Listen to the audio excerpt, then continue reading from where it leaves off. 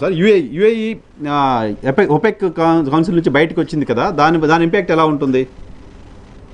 ఇప్పుడు మొత్తం మనకు 100 million barrels per day production అండి. మనకు మొత్తం ప్రపంచంలో మనకు అయ్యే కన్సంప్షన్ అప్రాక్సిమేట్లీ 100 మిలియన్ అంటే మరి మీ దగ్గర 10 కోట్ల బ్యారల్స్ ఎవ్రీ డే కన్సంప్షన్. నాకు లెక్క కరెక్ట్ $100 మిలియన్ ఏమంటారు, 100 మిలియన్ బ్యారల్స్ ఏమంటారు. So 100 million barrels per day మనకు ఎవ్రీడే కన్సంప్షన్ ఉంది. అయితే ఈ ఒపెక్ అన్నది ఏం చేశానంటే ఈ ఆయిల్ ప్రొడ్యూసింగ్ కంట్రీస్ ఇవన్నీ ఒక అసోసియేషన్ ఫామ్ చేసింది. 1970s లా ఫామ్ చేసింది. 1970s లో ఫామ్ చేసి ఏం చేసిందంటే, అరే నాయన మనం ఆయిల్ ఇష్టం ఉన్నట్టు ప్రొడ్యూస్ చేస్తే ఆయిల్ ప్రైస్ తగ్గిపోద్ది, ఇది మనకు నష్టం వస్తుంది అని చెప్పి వాళ్ళు ఒక గ్యాంగ్ అప్ అయ్యి వాళ్ళు దీన్ని చేసిండ్రు. ఏది ఒపెక్ అని మొదలుపెట్టి వాళ్ళు ప్రైస్ కంట్రోల్ కోసం చేసినట్టు. ఓకే, మన ఇండియాలో అంటే నాకు వెనకట లా తెలుసు, ఎప్పుడో లా చేసిన ఇండియాలో, ఎప్పుడు లా అదేనో కాదో నాకు తెలియదు. 30 ఏళ్ళ కింద లాయర్ అయిన అక్కడ. So monopoly restrictive act of India అని ఉంది ఒకటి. ఓకే, దాని ఏంటంటే అన్ని కంపెనీలు కూడుకొని, ఇప్పుడు సెల్ ఫోన్ కంపెనీలు అన్ని కూడుకొని, అరే నాయన మనం నెలకు $500 ఛార్జ్ చేస్తాం కదా, మనం పని చేద్దాం, మనం ఉన్నదే 5 కంపెనీలు కాబట్టి 5 కంపెనీలు మనం అందరికి $2,000 ఛార్జ్ చేద్దాం, అంతకన్నా తక్కువ కూడా ఛార్జ్ చేద్దని అటువంటి వాటి మీద యాంటీ రిస్ట్రిక్షన్ గవర్నమెంట్ లా ఉంది ఇండియాలో. అదే తీరులో యుఎస్ లో కూడా ఉంది. కానీ ప్రపంచంలో కూడా అటువంటి లాను వయలేట్ చేసేది నెంబర్ 1 ఏంటంటే ఒపెక్. వాళ్ళందరు గ్యాంగ్ అప్ అయ్యి ఆయిల్ ప్రైస్ పెంచేస్తాను మనకు. ఆయిల్ ప్రైస్ పెంచేసింది వాళ్ళు. ఒకవేళ ఒపెక్ లేకపోతే మనకు నార్మల్ గా ఉండే $70 పర్ బ్యారల్ అంటే 200 లీటర్లు, $70 పర్ బ్యారల్ $20 పర్ బ్యారల్ పోద్ది. ఓకే ఓకే, మీకు ఒకటి తక్కువైపోద్ది. ఒకటి అర్థం చేసుకోవాలండి, మనకున్న డిమాండ్ కన్నా ఒక 5% ఎక్కువ కనుక వాళ్ళు సప్లై చేస్తే ఆయిల్ ప్రైస్ డ్రాస్టికలీ తగ్గిపోద్ది. ఒక 5% కనుక వాళ్ళు ఎక్కువ ప్రొడ్యూస్ చేస్తే డ్రాస్టిక్ తగ్గిపోద్ది, తక్కువ ప్రొడ్యూస్ చేస్తే డ్రాస్టిక్ గా పెరిగిపోతుంది. ఓకే, సో ఈ ఒపెక్ అన్నది వీళ్ళు ఒక కార్టెల్ గా తయారయ్యి ప్రైస్ కంట్రోల్ చేస్తుంది. దీన్ని ట్రంప్ ఫ్యాన్ కాకున్నా కానీ ఈ పర్టికులర్ ఇష్యూ మాత్రం ట్రంప్ ఫ్యాన్.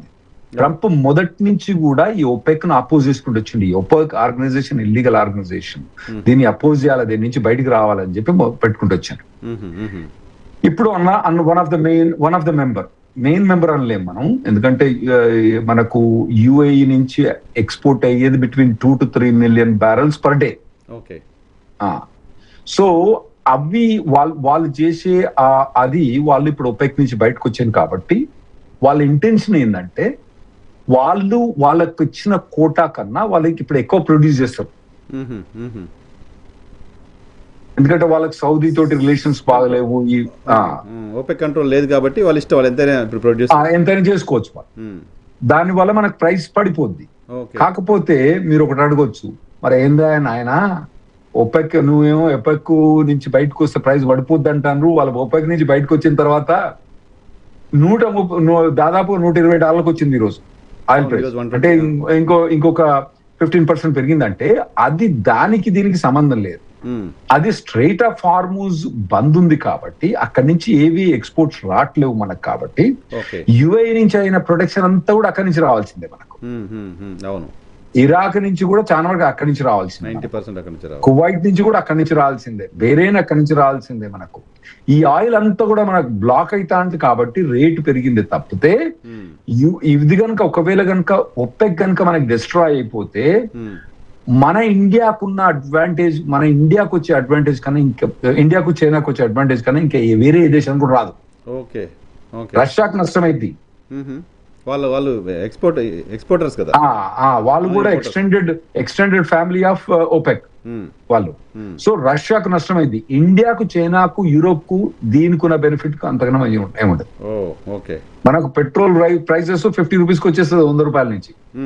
ఓన్లీ ఒక యుఏఈ బయట వచ్చినంత మాత్రాన అంటే మొత్తం బ్రేక్ కావాలండి, మొత్తం బ్రేక్ కావాలి. ఒక యుఏ వచ్చింది, ఒక్క యుఏ వచ్చిన కొంత తగ్గుతుంది. రిలీఫ్ ఉంటుంది. ఇంకోటి ఏంటంటే ఇంకోటి కూడా వాళ్ళు ఆలోచించవచ్చు. సౌదీ ఆయిల్ మినిస్టర్ ఏమన్నారంటే ద స్టోన్ ఏజ్ అని తెలుసు కదా, ఎందుకంటే మనకు స్టోన్ ఏజ్ ఉండే, ఆ తర్వాత మెటల్ ఏజ్ వచ్చింది మనకు. స్టోన్ ఏజ్ ఎందుకు పోయిందంటే స్టోన్స్ కరువై కాదు, దానికన్నా బెటర్ ఒకటి వచ్చింది. ఏది మెటల్ అన్నది వచ్చింది, ఐరన్ కానివ్వండి, కాపర్ కానివ్వండి, అవి వచ్చింది. అయితే ఇంకోటి వీళ్ళు ఏంటంటే ఇప్పుడు ఆయిల్ వీల్ ప్రొడ్యూస్ చేయకపోతే ఎలక్ట్రిక్ కార్స్ చైనాలో ఆల్రెడీ 50% వచ్చేస్తున్నాయి. ఎలక్ట్రిక్ రెవల్యూషన్ ఈయన వచ్చిన తర్వాత వాళ్ళు ఏం చేసుకుంటారు ఆ ఆయిల్ ను, అది కూడా కావచ్చు మనకు. ఇంకోటి సౌదీ అరామ్కో కంపెనీ ఒక 10 years ముందు పబ్లిక్ వచ్చినప్పుడు 2 largest company in the world per మన మార్కెట్ క్యాపిటల్ $2 trillion ఉండే, అది ఇప్పుడు 1.87 పోయింది. ఎన్విడియా అనే కంపెనీ $5.4 trillion పోయింది. దానికన్నా మించిన 15 కంపెనీలు ఉన్నాయి. సో ఆయిల్ ఓవరాల్ గా డిమాండ్, ఫ్యూచర్ డిమాండ్ లేదు, ఏమైనా టెంపరీ డిమాండే ఉంది దానికి. సో వీళ్ళు ఏమనుకుంటానంటే, నా ఉద్దేశం ఏంటంటే ఇప్పుడు మనం కనుక ఆయిల్ ప్రొడ్యూస్ చేయలేకపోతే మనం ఇంకా వేస్ట్. ఇంకోటి ఏంటంటే ఓవరాల్ గా యుఏఈ అన్నది ఆయిల్ మీద డిపెండెన్సీ తగ్గింది. ఎందుకంటే దుబాయ్ లో పర్టికులర్లీ దాని 14 ఎమిరేట్స్ లో దుబాయ్ లో ఒక ఎమిరేట్స్ కదా, అందులో వాళ్ళకి ఆయిల్ లేదు, యుఏఈ ఉంది కాబట్టి. సో వాళ్ళు కూడా అది కూడా ఉద్దేశంలో పెట్టుకుంటారని నేను అనుకుంటాను. సార్ ఇది మనకు ప్రపంచానికి చాలా గుడ్ న్యూస్, మన ఇండియాకు చాలా గుడ్ న్యూస్, అమెరికాకి ఇంకా good news. Okay. So OPEC నుంచి బయటికి రావడం అనేది, అసలు ఒపెకే లేకపోతే ఇంకా బెటర్గా ఉంటుంది. చీపర్ పెట్రోల్ ₹50 రావడం అనేది చూస్తాం మనం. అయితే చూడాలి ఒపెక్ మనకు ఇప్పుడు మీరు హార్ముజ్ తీసేయండి, ఒపెక్ తీసేయండి, బ్యారెల్ రేట్ మాత్రం 20 తగ్గిపోద్ది. మరి మీ మోదీ ప్రభుత్వం తగ్గించాలని మీ లోకల్ రాజకీయాలు. బ్యారెల్ ₹70 ఉన్నప్పుడు 2014లో $70 ఉన్నప్పుడు పెట్రోల్ రేట్ ₹58 ఉంది. మొన్నటి దాకా $70 మా దగ్గర పెట్రోల్ ₹95 ఉంది. మధ్యలో పెంచేసిండు, ఆ తర్వాత తగ్గలేదు. కాబట్టి ఇప్పుడు మళ్ళీ ఎలక్షన్స్ అయిపోయినాయి కాబట్టి మళ్ళీ మళ్ళీ పెంచేస్తారు, ₹20 పైగా పెంచుతారన్నారు. ఆ భయంతో మా దగ్గర పెట్రోల్ బంకుల దగ్గర క్యూ డబ్బాలు పట్టుకొని జనాలంతా పెట్రోల్ బంకుల దగ్గరికి వెళ్తున్నారు. పెద్ద గొడవ